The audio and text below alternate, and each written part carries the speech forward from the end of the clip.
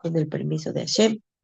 Y gracias a la señora Nagali y gracias a ustedes y que sea para la refuerzo de los heridos, de los enfermos, de Yael Batzara y de todos los enfermos que son miembros de este grupo o sus familiares.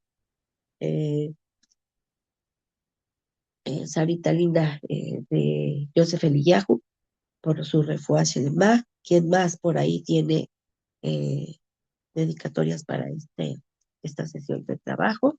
Bueno, Kadosh Baruj Hu escuche las oraciones, las plegarias, las peticiones, los teilim que todos hacemos.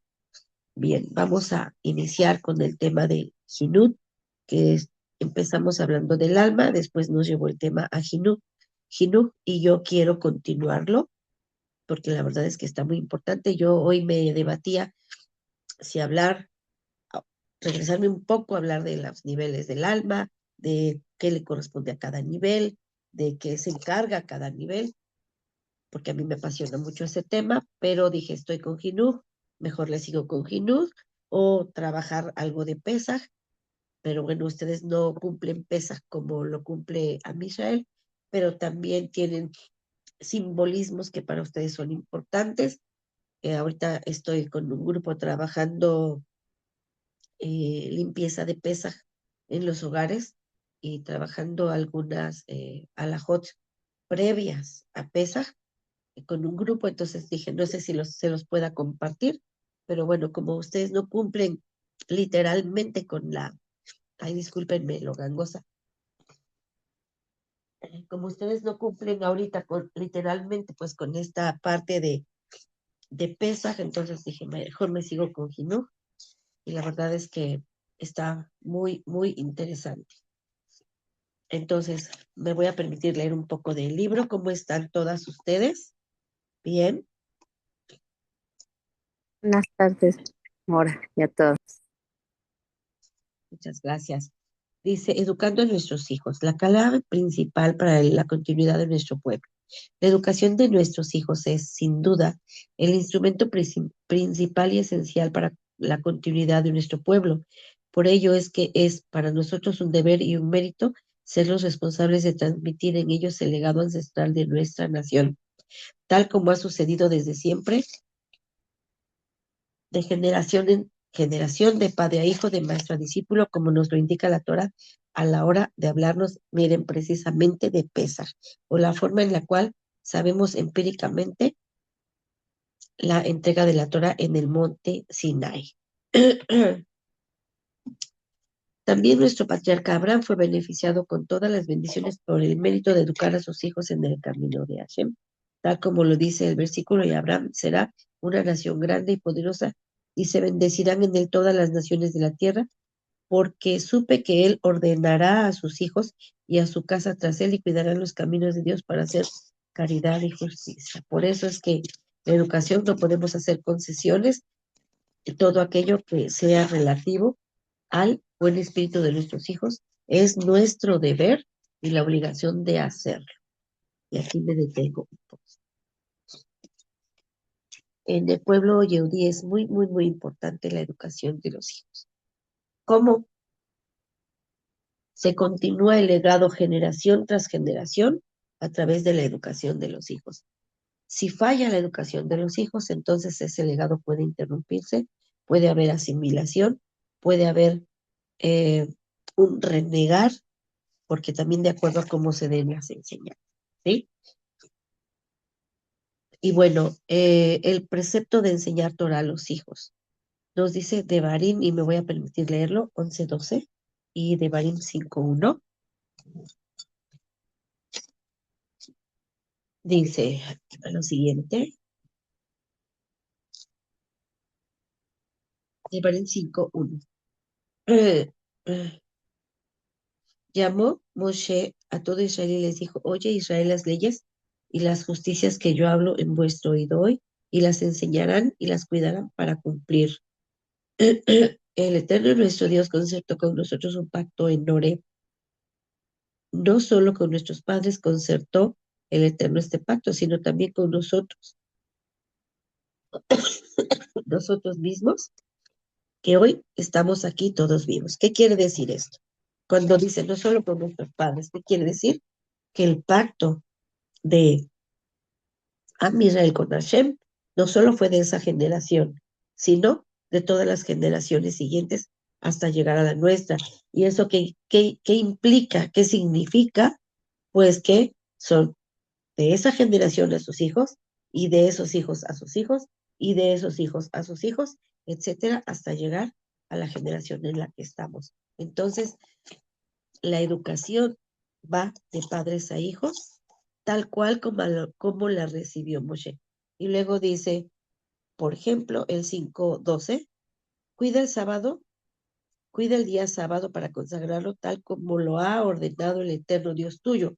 6 días trabajarás y harás todo tu trabajo, y en el séptimo sábado será para el eterno Dios tuyo. No harás ningún trabajo tú, ni tu hijo, ni tu hija, ni tu siervo, ni tu sierva, ni tu toro, ni tu asno, ni ninguna de las bestias, ni el peregrino que está en tus portones, para que descansen tu siervo y tu sierva como tú. Pero, ¿cuál es la parte que nos compete?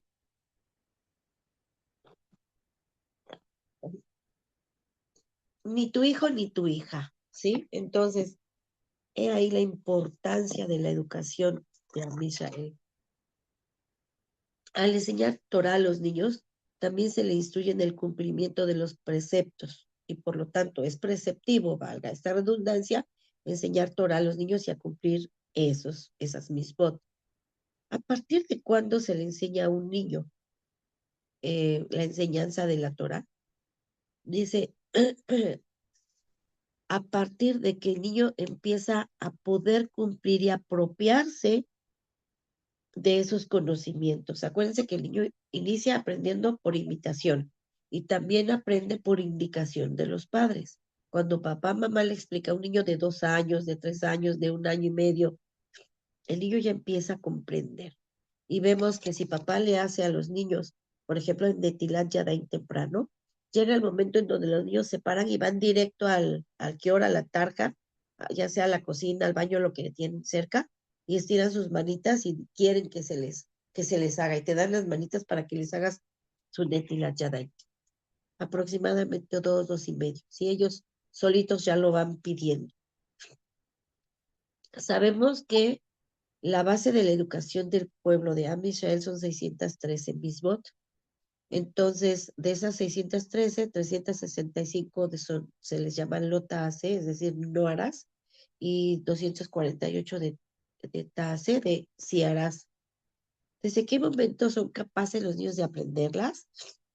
Desde que ven a los padres hacerlo, ellos los hacen. Papá se pone, por ejemplo, el tzitzit, y el niño también quiere traer tzitzit. Obviamente el papá no se desnuda delante del niño, sino el niño le ve el tzitzit puesto y se le enseña al niño que va a usar tzitzit. ¿A partir de cuándo? De cuando el niño deja el pañal. No puede usar tzitzit mientras el niño use pañal. Entonces empieza a usarlo por allá de los 3 años, que ya domina esfínteres. 3 años y medio, el bebé, el niño pequeño ya usa, por ejemplo, el tzitzit. Y ambos, niño y niña, empiezan con el lavado de manos, con diciendo las verajot. Una de las niñas de mi hija, cada que va a comer algo, dice, ¿qué veraja es? ¿Qué veraja es? Porque todavía ella no entiende la lógica de las verajot, pero ella sabe que se tiene que decir verajá. Ya cumplió los 4 y desde hace mucho ella pregunta, ¿qué veraja? Si es mesonot, si es amot, si es eh, Aetz, Adama, etcétera, ¿sí? Entonces, ¿qué se les enseña a los niños en el kinder? Eh, por ejemplo, perdón, en la casa, a la edad del kinder, a guardar silencio cuando se hace el kiddush, a guardar silencio cuando se hace Abdalá, a decir amén después de las verajots, y ir guardando poco a poco Shabbat. Si el niño quiere encender o jugar un auto que hace ruido, un avioncito que hace sonido, papá, mamá le dicen, no, porque es muxe, hoy no se toca. Y el nene va aprendiendo que es Shabbat, no.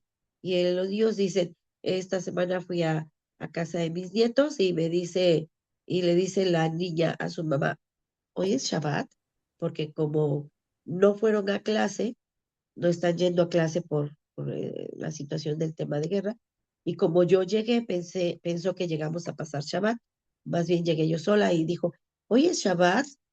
Dijo su mamá, no, hoy no es Shabbat, hoy es lunes, martes, no me acuerdo qué día fue, martes, y dijo, no, hoy no es Shabbat. ¿Por qué? Porque ella asoció que ya llegamos para pasar Shabbat con ellos, ¿no? Entonces, ella ya sabe que si es Shabbat, se va a bañar temprano, va a vestirse de Shabbat temprano y va a ver ciertas cosas diferentes a las que se hicieron durante toda la semana. Hasta aquí algún comentario, pregunta, observación.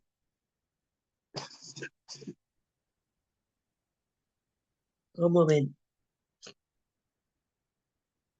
Y vienen cosas así como interesantes. A los 7 años es la edad en donde ahora sí ya se les inicia, por ejemplo, en ayunos. A partir de los 7 años se empiezan a espaciar. Si el niño obviamente no va a ayunar, pero si él comía a las 12 del día, vamos a suponer a las 2, que es la hora que comen los niños generalmente porque llegan de la escuela, entonces se les va a espaciar un poquito más, en vez de comer a las 2, quizá van a comer 3, 3:30 de la tarde, o 4, según aguanten, entonces se les va a estar un poquito, eh, ¿cómo se diría? Instruyendo y se me fue la palabra, que ya empiezan a practicarlo, ¿sí? Como ensayando, ¿sí? Se va a estar ensayando con ellos, ya como imitando lo que va a ser de verdad, en realidad, cuando ellos ayunen. Por ejemplo, ¿qué más aprenden? A ver ustedes, a la edad de sus niños, ¿qué aprenden a los 3 años? Aprenden juegos, ¿cierto? ¿Quién tiene niños de 3 años? Se les empieza a enseñar también a respetar las reglas, ¿no? Sí, claro, ajá, exacto. Sí, sí. Decir ¿Cómo gracias, qué por reglas, señora favor. Sarita? ¿Mande? ¿Cómo qué reglas, por ejemplo? ¿Cómo qué reglas? Pues eso Sí, de respetar turnos, o sea, darle chance al otro compañerito, amiguito, este, sí, sí. también, por ejemplo, el compartir, ¿no? Como valores. O sea, Así más que es. nada, bueno, en cuestión de nosotros como no judíos, pues sería más que nada eso, ¿no? Creo, Sí, por ejemplo, el agradecer este, por los alimentos también. así es, 2, 3 años el niño ya entiende, vamos en la calle, ve una pelota y la quiere tocar y yo le digo, no, lo Shelanu, no de nosotros. Y entonces se abstiene, ya no va y la toca, ¿sí? Porque ya va aprendiendo que no es nuestro. Y así, aquí ustedes van a encontrar en los Ishubim, en las colonias chicas, que afuera de las casas están las bicis, los triciclos, las pelotas, los juguetes, afuera de todas las casas. Y ningún niño, de verdad ningún niño, ni siquiera de año y medio, de un año, de dos, se atreve a tocar lo que no es suyo, porque ellos lo ven y por eso lo aprenden. Y cada quien sabe que va a tocar su triciclo y no el de otro niño, a menos que se lo presten porque estén jugando. Entonces, fíjense qué bonita enseñanza. Desde chiquitos ellos aprenden sin que se les explique. Pero también si quieren tocar algo que no es suyo, se les explica, no es de nosotros, no es tuyo. Y entonces los niños van aprendiendo y entonces dicen, lo shelanu, no, no, lo shelanu, no nuestro. Ajá, eso es muy bonito. También se les enseña, por ejemplo, hoy es Shabbat, hoy no se apaga la luz, hoy no se enciende la luz. Hoy es Shabbat, hoy no vas a jugar con tus cochecitos eléctricos o tus muñequitas electrónicas o no sé qué, que hacen ruidito. Entonces, todo eso lo van enseñando poco a poquito, ¿sí? Dicen sus verajos del alimento, saben que cuando es Shabbat no se van a hacer algunas cosas y saben que van a hacer su tefilá. A la edad de más o menos kinder 5, 6, 7 años, ellos empiezan a aprender sus tefilots de memoria, de manera que a los 7 ya hacen Birkat Hamazon, que yo me quedé sorprendida porque lo hacen totalmente cantado y de memoria. Y la primaria ya hacen shaharit en la mañana, eh, en la escuela. Entonces ellos saben shaharit totalmente. Además les hacen unos exámenes tan difíciles que a veces yo no le tengo respuesta a algunas preguntas, porque ellos nacieron en la Torah, ellos están en la Torá desde bebecitos, ¿sí? A los 7 años ya aprenden las reglas del lotase, de no hacer, ¿sí? Acerca de los muxes, acerca de la comida kosher, acerca de no mezclar carne con leche. eh, Empiezan a decir sus verajot, se les pide que lleven pan, porque van a comer pan a motzi, y por tanto van a hacer lavado de manos de Tilat Yadayim, la verajá de Amotzi, y al finalizar Birkat Hamazon. Entonces, es muy interesante, muy emocionante ver todo lo que los niños van aprendiendo, que hay niños de 7 años, varones, que manejan este Gemara, que manejan Mishnah, que uno dice, wow, o sea, ya ellos lo aprenden en la escuela todos los días, ¿no? Y es realmente admirable toda la capacidad que los niños tienen de aprender.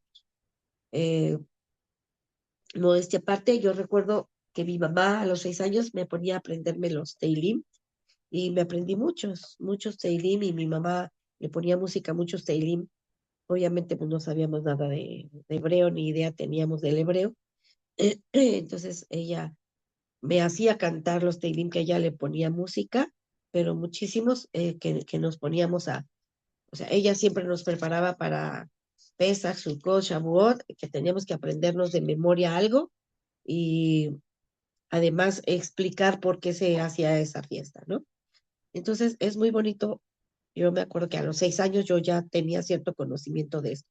Imagínense los niños que nacen en la Torah, ¿sí? El Shulchan Aruch 34, perdón, 343.1 nos dice que los niños ya deben de aprender a los 7 años lo que es no ingerir alimentos no kasher, ¿sí? Y es responsabilidad de los padres, por ejemplo, no decir, bueno, como él es niño y lo quiere comer, bueno, que lo coma, ¿no?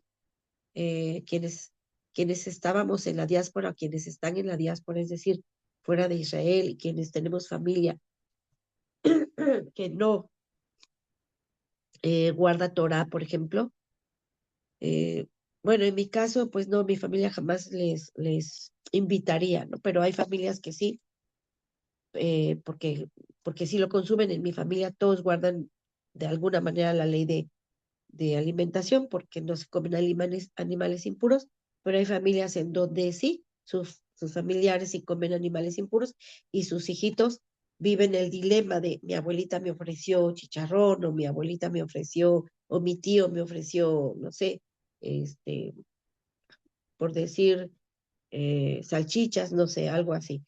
Y entonces, pues es un poco más problemático para las familias tener que cuidar a sus hijos en la convivencia con los parientes que no practican estos conocimientos alágicos de la Torah. Entonces, está prohibido pedirle a un niño que realice una actividad prohibida. Es decir, como yo no puedo encender la luz, le voy a decir que a mi hijo que lo haga. No, porque dice ahí prácticamente y claramente, y es una mitzvah de la Torah, más allá de los sabios, es de la Torah, cuando dice, y descansarás tú, tu hijo, tu hija, tu siervo, etcétera, etcétera. Entonces está muy clara, muy claro el mandamiento, la ley, la mitzvah.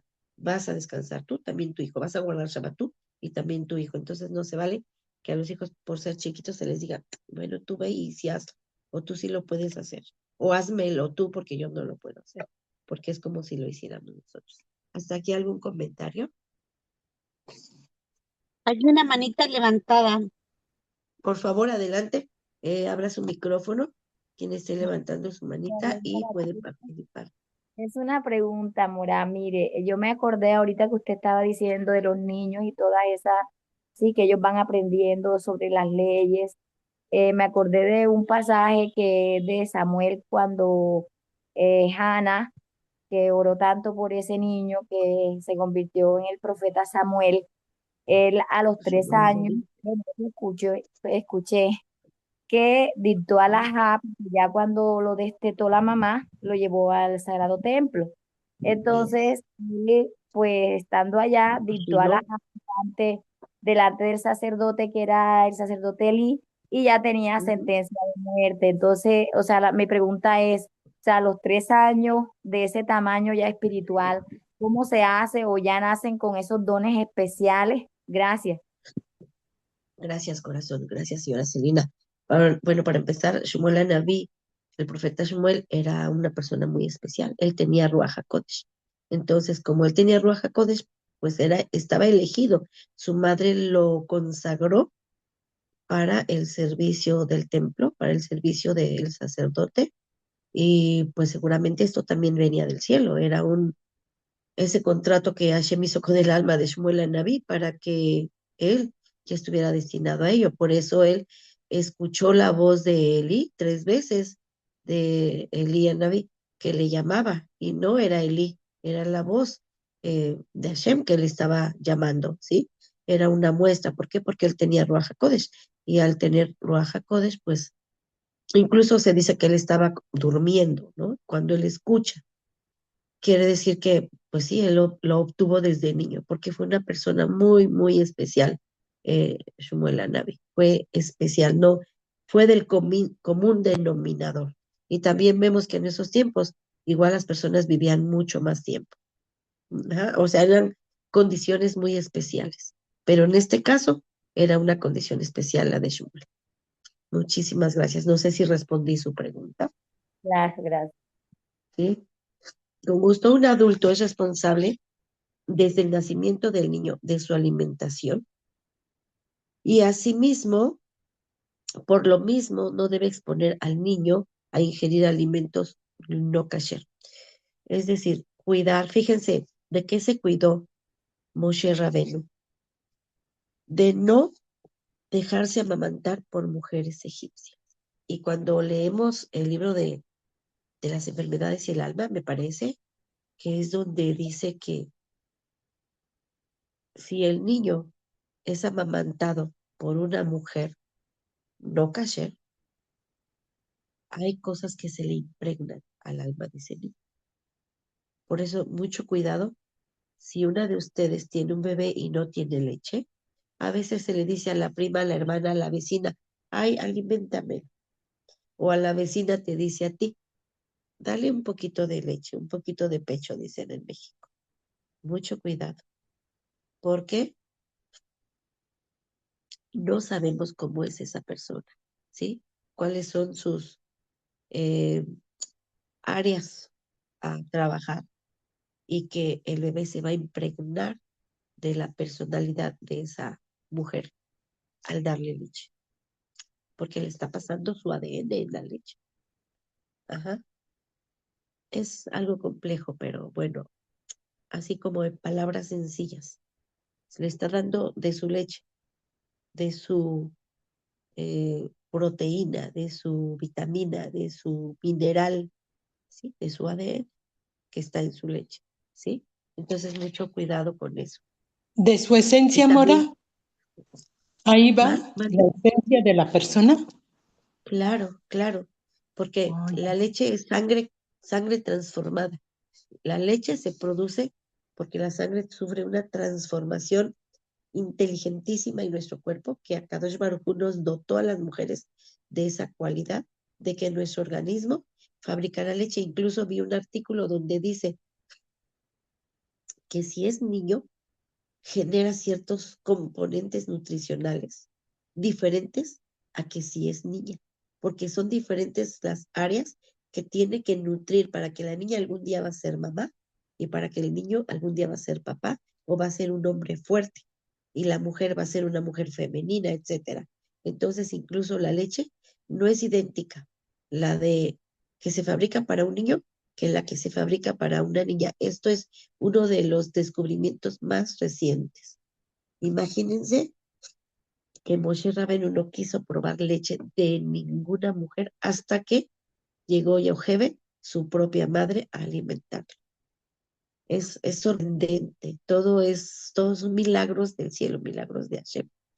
También se dice que se dudaba de que Sara, eh, el hijo que tuvo, que fue Isaac, fuera hijo de Abraham, y la gente murmuraba que si no era hijo de Abimelech.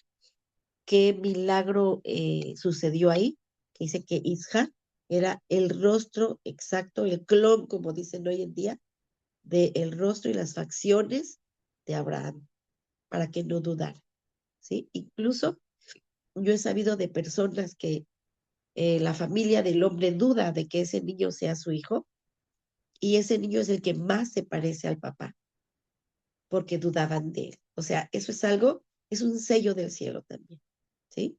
Y es maravilloso porque, mira, el que decían que no era su hijo y es, dicen en México, ¿no? Pinto y parado al papá o a la mamá o a la abuela o al abuelo, ¿sí? Entonces, para mí son maravillas, maravillas que suceden en Am Israel.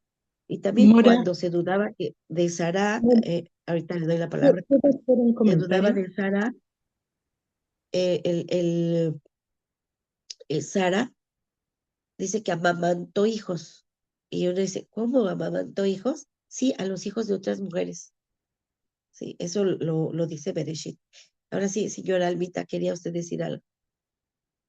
Discúlpeme, Mora, porque me encimo, pero luego no me escucha. No, y que iba a comentar que de ahí envejecimos nosotros, del extraordinario parecido que tenía Sí, y Abraham, porque no envejecía, además. por No el envejecía. achón, por la lengua mala, o sea, ahí estamos Así es. pagando las consecuencias. Ah, sí, y ahora tenemos que usar cremas y demás para rejuvenecer, porque el envejecimiento lo pidió Abraham, ¿verdad? Y a Kadosh Baruj Hu se lo concedió. Muy bien, muy buen punto, señor Alba. Así es. Continuamos entonces. Eh, bueno, ya vimos que no realizarás labor en Shabbat, ni tu hijo ni tu hija. Bueno, ¿quién es el responsable de la educación de los hijos? ¿El padre o la madre? Los dos, así es, señora Luz Maoni. Mi doctora consentida de este grupo, que nada más le metí, ¿verdad? Y no le hemos cumplido, que nos comparta algo. A ver si, es que no sé si tengo el número de teléfono de usted y si lo tengo correcto, porque hay unos temas de enfermedades del alma que yo di un taller de esto, que además me gustó mucho y me apasiona, y que podríamos platicar para ver coincidencias de las enfermedades. Está muy interesante. ¿Quiénes tienen ese libro de las enfermedades del alma? De verdad que leanlo. Y ahora que ya salió el rap también, Harmony, que escribió su libro, también hay muchas cosas muy importantes sobre las enfermedades. Bueno, avanzamos. ¿Quién es responsable de la educación? Dice, la madre es la responsable de iniciar al pequeño en el apego y el amor a la Torah. La madre, porque es la madre quien convive más con el niño en una edad preescolar, es decir, antes de la escuela. Sin embargo, es el padre en quien recae la responsabilidad de la enseñanza particular, de la enseñanza ya precisa de alajot, de reglas, de conducta, de valores, de musar, ¿sí? Es decir, de ética. Son ambos, pero ya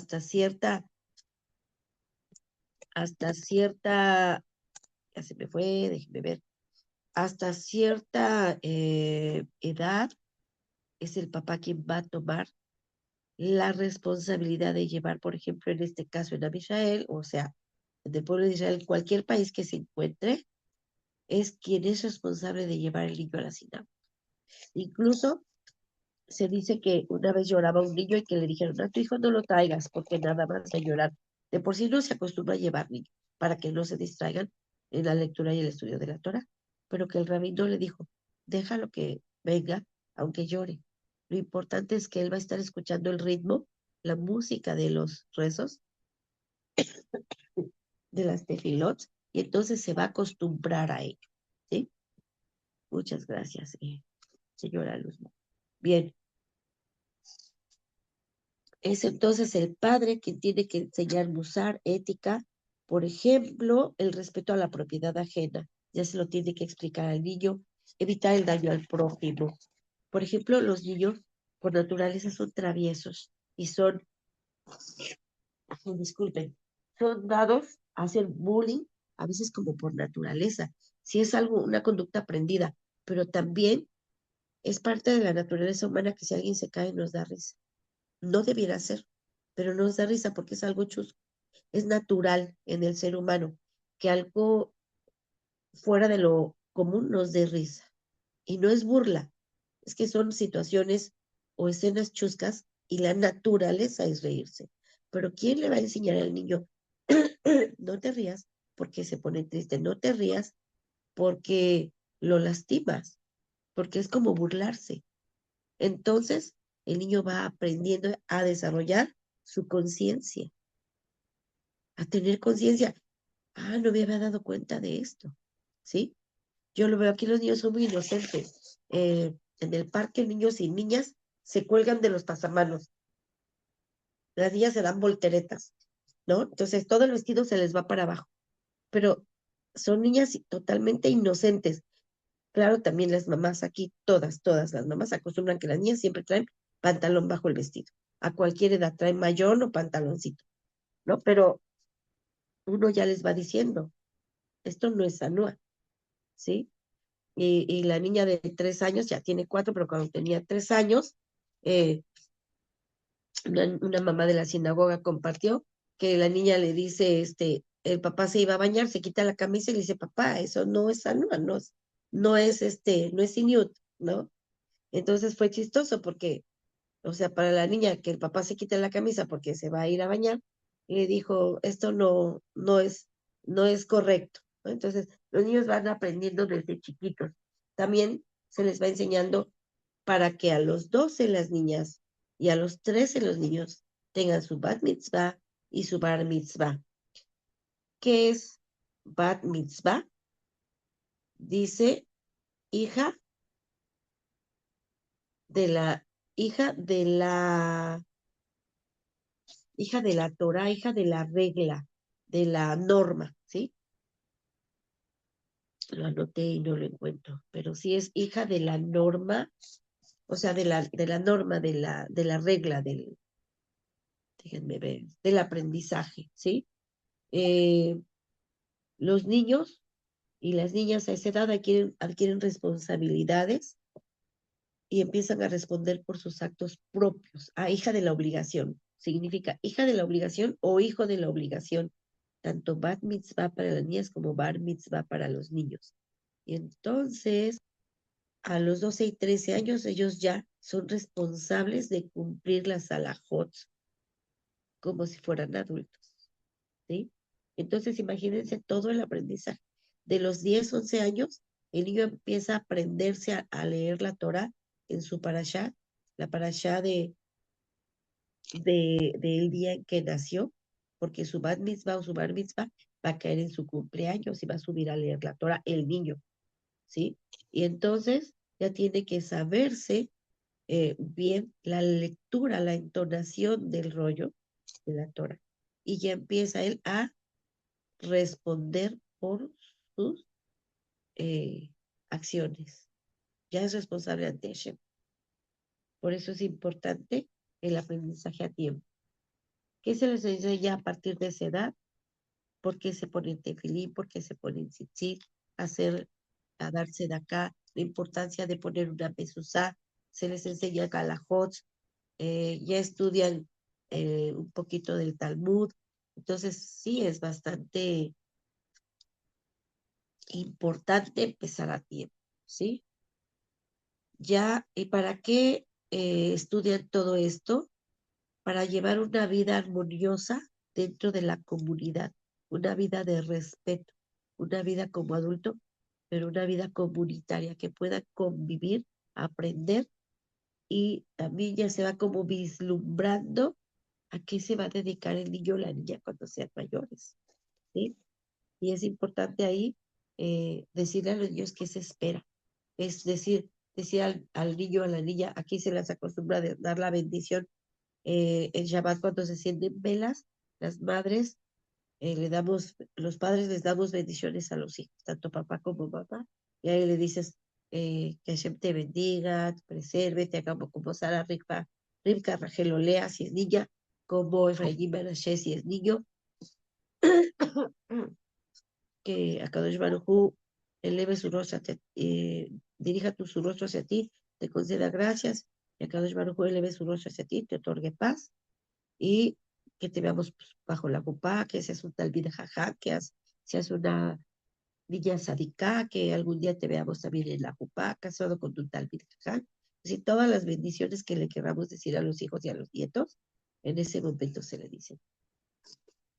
Y es una forma de decirle a los niños qué se espera de ellos. Cuando tú le dices a los niños lo que se espera de ellos, es una muy, muy buena estrategia para que ellos vayan haciendo conciencia de a qué se van a dedicar, ¿sí? De qué se espera de su conducta, de su aprendizaje, de su desarrollo, de su crecimiento espiritual. Bien, en Pesaj, que ya se acerca, los niños cantan Ma Nishtana. Ah, perdón, me decían que qué significaba Bar Mitzvah. Es Bat, B-A-T. A ver, se los escribo. Bat Mitzvah es para las niñas, que es Bat, hija de la Mitzvah. O sea, de la obligación. Bat Mitzvah. O Bar Mitzvah. Bat Mitzvah es para la niña y Bar Mitzvah es para el niño. Me acordé de un chiste que nos decía un rabino en México. Decía que a muchos hombres les gustaba ir al bar mitzvah, decía, porque unos vienen al bar y otros vienen a la mitzvah. Bueno, es un chiste. Bueno, entonces, Rab Sami nos decía ese chiste. Y pues sí, era muy alegre estar en sus shiurim. Ok, los niños en Pesaj cantan Man Nishtana, Alayla Hase. Man Nishtana, ¿en qué se diferencia? Hay 4 preguntas que se hacen en Pesaj y que los niños la cantan. Ma Nishtana Alayla Hase. ¿En qué se diferencia? Dice la matzá. ¿Por qué todas las noches comemos hametz, pero esta noche solo comemos matzá? Es la primera pregunta. La segunda tiene que ver con el maror o hierbas amargas. ¿Por qué todas las noches comemos diversos vegetales, pero esta noche solo comemos hierbas amargas? La tercera pregunta tiene que ver con la inmersión, porque mojamos las hierbas en el agua con sal o bien en el maror. Dice, ¿por qué todas las noches no sumergimos los alimentos ni una sola vez?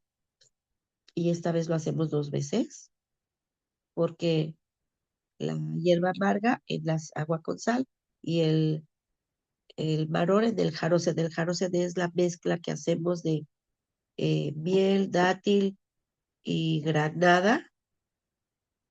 Miel, dátil, granada. Ajá, y simbolizando lo que era la mezcla de como del cemento para pegar el tabique en Egipto.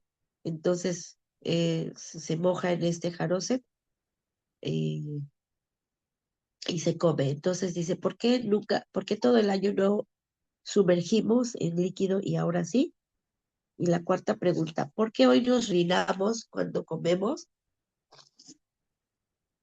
Porque todo lo que comemos y bebemos en la noche de Pesaj lo hacemos reclinados hacia la izquierda. Entonces dice, ¿por qué todas las noches comemos sentados y esta noche comemos reclinados? Esas son las 4 preguntas que se hacen en Pesaj. Y las respuestas son, a la primera, que dice, ¿por qué todas las noches comemos hametz y hoy solo matzá? Para recordar la prisa con la que salimos de Egipto. La segunda pregunta, ¿por qué siempre comemos hierbas normales y hoy amargas? Para recordar nuestra esclavitud. La tercera pregunta, ¿por qué mojamos el alimento? Para recordar la libertad y el sufrimiento? Ajá, en agua salada y en el jaroset para recordar libertad y sufrimiento. ¿Y por qué nos reclinamos? Porque antes comíamos como esclavos y hoy comemos como príncipes, como reyes. Qué bonitas respuestas. Son las 4 preguntas que se hacen en Pesaj. Y en Pesaj también es obligación que los padres relaten la esclavitud y la salida de Egipto a los niños.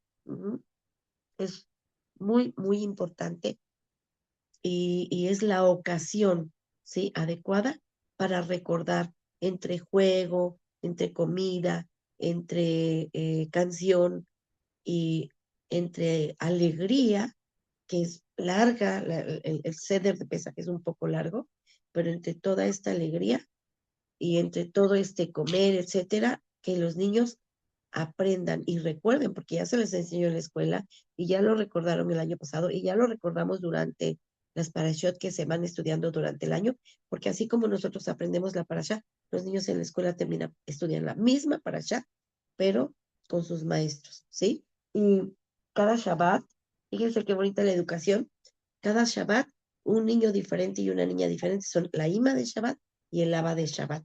Y se hace el Kiddush el viernes en la escuela y las niñas tienen que ir vestidas como Ima de Shabbat, o sea, mamá de Shabbat y el papá de Shabbat. Les ponen un vestido más bonito, las peinan diferentes, o al niño lo visten como que un poquito más mono, para que ese viernes hacen en su escuelita su seder, ¿sí? Mi nieto tiene 2 años y ya fue Abba de Shabbat, entonces ellos hacen el kiddush, ellos bendicen con sus palabritas como ellos puedan, y la ima de Shabbat, o sea, hace todo lo que hace la mujer en la mesa de Shabbat, ¿sí? Eh, que le pasa, seguramente, eso me imagino, no lo sé, pero el niño sí hace el kiddush y la ima le toca como que darle la jalá al esposo y sentarse en la mesa, es la ima de Shabbat. Entonces, fíjense qué bonitas enseñanzas desde chiquititos, ellos están aprendiendo por imitación y por explicación y por respeto, porque así como ven que los adultos respetamos estos simbolismos y estas ceremonias, también ellos van aprendiendo a respetar. Y es muy, muy bonito ver a los niños tan apropiarse de cada evento y de cada momento. Y ahora que se vistieron en Purim, también estaban felices de sus papeles que estaban representando. Y a través del juego ellos aprenden la historia de Amisrael, las misbot de Amisrael y los compromisos de Amisrael, todo a través del juego. Y tarde o temprano, bueno, llegan a la vez y ya saben todo lo que les corresponde hacer como adultos y cuál es la misión cuando somos adultos, reproducir las enseñanzas para que se continúe la preservación de las mismas en la siguiente generación. Esa es nuestra responsabilidad como padres y como abuelos, ¿sí? Recuerden que dice que nuestros padres nos las contaban, ¿sí? Y nosotros también se las contaremos a nuestros hijos. Es un teilim. Ok. Hasta aquí, ¿cómo ven ustedes? Esto de pesaje es realmente maravilloso y ya vamos a tener pronto, pronto, pronto pesaje. ¿Cómo ven? La verdad es que, wow, es maravilloso todo lo que los niños van aprendiendo. Y bien, continuamos.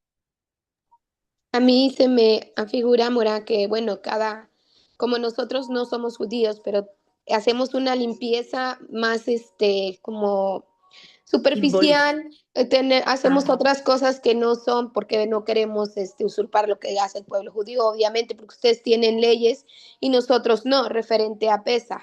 Entonces, algo que Sí, me gusta mucho es esa parte, ¿no?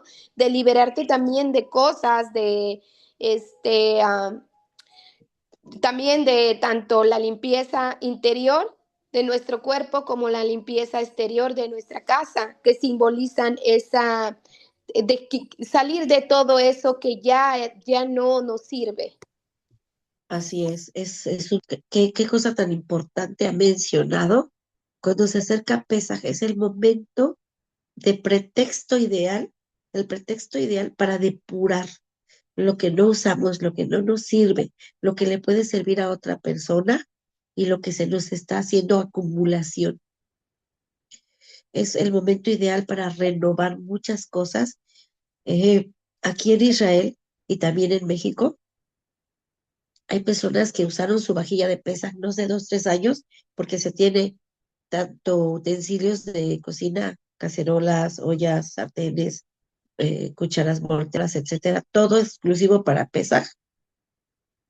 Y terminando Pesaj lo guardamos. Copas exclusivas para Pesaj, terminando Pesaj todo lo empacamos y durante Pesaj todo lo anterior está guardado porque está prohibido utilizar para Pesaj cualquier utensilio que usamos para todo el año, a menos que se puede cacherizar, que se cachericen, pero no podemos usar lo que se usó durante el año. Entonces, aquí ustedes van a ver cerca de los contenedores de basura, si hay una barda cerca, ahí empiezan a poner vajillas, cacerolas, eh, muchos utensilios, y hay personas que cambian su sofá, su sala, su comedor.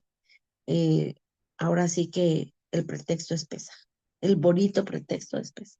Y en México igual, ustedes iban a un gemac y encontraban, ay, perdón, y encontraban la vajilla cárnica, la vajilla láctea, la vajilla de pesa, ¿sí? Y es muy bonito, es muy emocionante, porque hay personas que empiezan y eh, pues bueno, dicen, bueno, yo para empezar voy a comprarme la vajilla que fue de pesaje de alguien para hacer mi primer pesa, ¿no? Por ejemplo, ¿cómo se cacherizar? Hay dos métodos principales para cacherización. Uno se llama agalá y otro se llama libún. La agalá es que hervimos en una olla agua muy grande, la más grande que tengamos, olla, cacerola, lo que sea. Primeramente se lava bien, que no tenga nada de cochambre, de preferencia ni de dentro ni por fuera.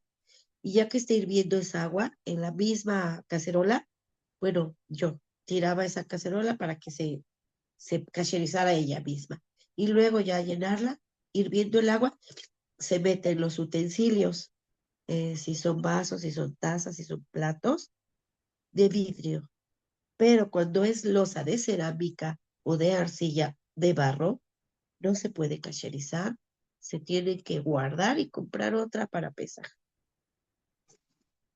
Y si es porque se usó, por ejemplo, para carne y es de leche, o se usó para leche y es de carne, se hace lo mismo. Si son los cubiertos, si son los platos, los refractarios, los sartenes de acero inoxidable, las ollas, sartenes, cacerolas de acero inoxidable de aluminio, se cacherizan.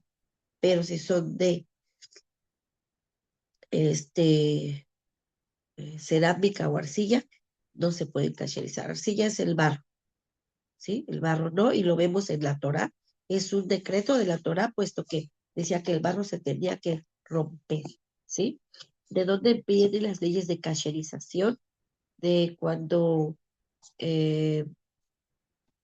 Am Israel tiene una guerra y llevan todos los utensilios, pero déjenme acordar de qué pueblo es, del pueblo madianita, donde llevan utensilios, y Hashem les dice que eh, tenía que pasar por fuego todos esos utensilios, porque era hierro. Y como esa es la forma de cacherizar que se llama agalá. Y hay otra forma de cacherizar que se llama libún. Libún es para lo que son las parrillas de los asadores y los asadores mismos, para los trastes de hierro. Eh, ¿Y qué es libún? Que con un soplete de fuego se caliente la pieza para purificarla. Y la regla es esta: como entró el hametz o como entró el alimento, así va a salir. Es decir, si entró el líquido, porque lo usé como cacerola para caldos, para sopas, en donde se le ponía el líquido, entonces se le va a hacer a gala, se va a cacherizar con líquido. Pero si es la parrilla de la estufa, la parrilla de un horno, la parrilla de una parrilla donde hacen los asados, que le llaman en Estados Unidos las barbacoas, y en México se llaman asados.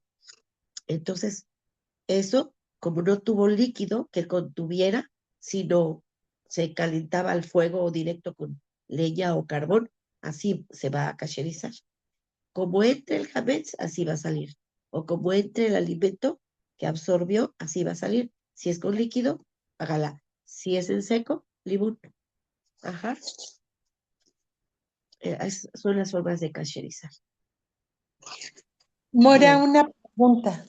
Yo Sí. veo que siempre que compran vajilla, loza nueva, la cacherizan, se dice así. se lleva a la mikve para hacerle tevilá. A eso se llama tevilá, pero la tevilá no es para kasherizar, sino es para pasar por agua todo lo que sea nuevo, porque no sabemos quién lo fabricó. A menos que esté probado que lo fabricó un judío, no necesita tevilá. O sea, son Ok. 3 procesos: agalá, libún y tevilá, pero la tevilá es para productos nuevos. Que usted se compre una cacerola, una olla, un sartén, una cuchara, todo lo que sea de loza o de metal, porque el plástico y la madera no necesitan tevilá. Ajá, entonces sí, Gracias, Mora. efectivamente se llevan a la tevilá, pero lo que sea nuevo, totalmente nuevo. Sí, no sé si estoy respondiendo su pregunta. Son Sí, las Mora. 3 formas, digamos, Yo de veo que las purificar. cosas nuevas les daban un bañito, como que las metían al Sí, agua y las hay una sacaban. migbe especial, ¿sí? Una migbe especial para trastos en distintas ciudades o colonias o barrios aquí en Israel lo hay. En México también en las comunidades de Puebla, de Cancún, de Veracruz, de Ciudad de México, de Puerto Vallarta. Cada comunidad tiene migbes especiales para las personas o para migbe para tevilá de trastes. Y efectivamente se tiene que sumergir. Ejemplo, yo llevo esta taza, le quito el plástico, sin plástico, y la tengo que lavar perfectamente bien. Si tiene, por ejemplo, etiqueta de nuevo, se le quita y entonces se va a la migbe y así limpia, se suelta, que se vaya al fondo. Algunas tienen como unas coladeras abajo para sostener lo que se aventó y con la coladera sacamos los trastes que pusimos, o se van al fondo y metemos ya la mano en el vaso para ir sacando. Todo lo que se va metiendo se va sacando, ya. Se lleva a la casa, en casa se lava y ya entonces está kasher. No podemos usar traste, vidrio, loza, metal nuevo que no se haya kasherizado. Y aquí en Israel venden cacerolas, perdón, venden trastos que traen sello que dice que ya pa por tevila o que ya no necesita la tevila. Ajá, o sea, esa inversión en agua. Así como las personas vamos a migbe, también los utensilios van a migbe cuando fueron fabricados por un no yehudi. Por ejemplo, aquí llegan muchas cosas chinas, ¿sí? Entonces se tiene que hacer tevila a los trastes. Ajá. ¿Cómo ven? Entonces, los niños, imagínense todo este aprendizaje, uy, todo este aprendizaje lo tienen que aprender los niños, pero poco a poquito, desde chiquititos. Ellos ya saben que se llevan los trastes a tevilá porque lo ven, lo aprenden de los papás. Ellos ya saben lo que es kasher, ellos ya saben lo que es alajot de Shabbat, alajot de Pesach, lo van aprendiendo cada año, cada año, cada año, así como nosotros recibimos cada año shiur de alajot de, de, de cada hag, de cada fiesta, así como aprendemos alajá de Shabbat, de Pesach, también los niños lo van aprendiendo. Y en cada hag, en cada fiesta, volvemos a ver los temas y entonces con los años los niños van cimentando y algunos incluso nos van corrigiendo. Ya los niños nos corrigen. Nos dicen, a mi nieta me dice algo muy chistoso. Esto es un chiste local que me dice, estoy diciendo una veraja por el alimento, ejemplo, Adamá, y la niña está comiendo y me dice, abuelita, discúlpame que no te dije amén porque estaba comiendo, tenía comida en la boca. Y yo le hago la broma. Le digo, pues ya dijiste amén y tienes comida en la boca. Porque me está explicando por qué no me dijo amén, pero me está diciendo amén, ¿no? Entonces yo me la vacilo y le digo, pero ya dijiste amén. Y entonces ya se apena toda. Bueno, un chiste local. Entonces, es importante que a los niños les vayamos enseñando. Yo les decía a las señoras bonitas que eh, me hicieron el favor de que yo les diera este tema de limpieza de Pesaj y les decía, no tiene que ser ni tedioso, ni cansado, ni una carga, ni una angustia hacer nuestra limpieza de Pesaj. La regla y la alajá dice que debemos iniciarla un mes antes, 30 días antes. ¿Cuánto es 30 días antes? Al otro día de Purim empezamos la limpieza de Pesaj. Y hay quienes nos podemos tardar un poco menos o un poco más, y la recomendación es empezar por el interior, las recámaras, y lo último que vamos a trabajar ya en los días previos a pesaje es la cocina, porque la cocina la vamos a seguir ocupando. Y es importante involucrar a los niños. Si ustedes ven aquí a los niños de 2, 3, 4, 5, 6 años, con toallitas ayudando, supuestamente ayudando a limpiar, porque ven a la mamá y al papá limpiando y los niños también quieren. Entonces, es importante involucrar a todos los miembros de la familia, porque solo así se apropia uno del aprendizaje, cuando involucramos y todos participamos. Así es que algo muy importante que pues ya no dio tiempo, sería hablar un poquito del Hametz emocional, del Hametz actitudinal, del Hametz mental. Y bueno, si ustedes me permiten, hablamos de eso dentro de 8 días un poquito. Al cabo que todavía dentro de 8 días no es Pesaj, ¿sí? Y bueno, ¿cómo ven ustedes? ¿Hasta aquí alguna pregunta o comentario? Disculpen, yo espero estar mejor ya bien para dentro de 8 días. Ahora sí me pegó la gripe, es que no dormir bien, o sea, pasar noches en donde 4 o 5 sonidos de alarma y escuchar los bum bum, y en verdad no duerme uno, aunque uno tiene toda la confianza y la certeza que Akadosh Baruj Hu está con nosotros, entonces nos despertamos y volver a conciliar el sueño. Hubieron momentos en donde están saliendo las personas y bum, bum, bum, ahí vienen de nuevo, ¿sí? Entonces es un poquito laborioso porque no podemos dormir. Entonces te bajan las defensas cuando hay muchos desvelos, y luego por las actividades del día pues uno se cansa, entonces el organismo se desgasta y viene la defensa hacia abajo, y emocionalmente, por supuesto, aunque digamos todo está controlado, todo está bien, Hashem está con nosotros. Yo creo que nuestra naturaleza humana también nos está diciendo, estamos alerta, preocupados por los niños, etcétera.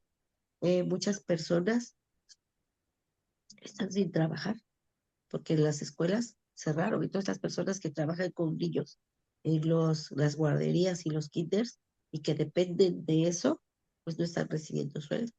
Entonces ellas tienen más angustia todavía. Pero bueno, Akadosh Baruj Hu, que tiene todo precisado, controlado, sabe cuándo va a terminar esto. Ay, gracias, Sarita linda. Eh, amén, amén.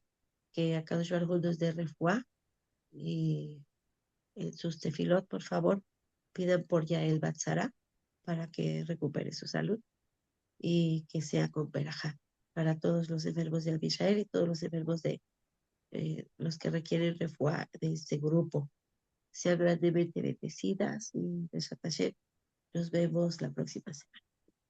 Gracias. Gracias.